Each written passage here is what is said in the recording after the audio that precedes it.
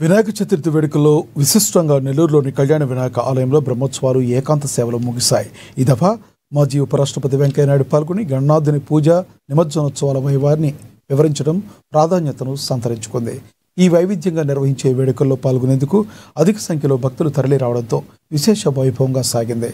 జ్వాలపాటలు శ్లోకాలతో వినాయకుడికి ఏకాంత సేవను నిర్వహించి లోక కళ్యాణార్థ కార్యక్రమాన్ని ఉభయకర్త ఆధ్వర్యంలో సంపూర్ణంగా ముగించారు. ఈ కళ్యాణ గణపతి ఆలయము గత 22 సంవత్సరాల నుంచి చాలా ఘనంగా వైభవంగా బ్రహ్మోత్సవాలు జరుగుతుంటాయి. దీనికి కుంభాభిషేకం చేసి చుట్టూ విగ్రహాలన్నీ ప్రతిష్ఠ చేసి కాశీ నుంచి శివలింగం తెచ్చి ప్రతిష్ఠ చేశాను. అది మొదలుకొని చాలా ఘనంగా ఉత్సవాలు జరుగుతుంటాయి. ఈ వినాయక చవితి సందర్భంగా 5 రోజులు ఉత్సవాలు జరుగుతాయి. తర్వాత ఈ రోజున మొన్న కళ్యాణం కార్యక్రమం జరిగిపోయింది.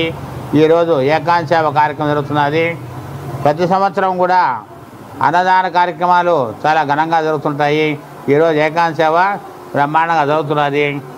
దంపతులందరూ కూడా వచ్చేసి దంపతాంబూలాలు తీసుకుంటారు. భక్తులందరూ కూడా ఆయురాలు గైశ్యములు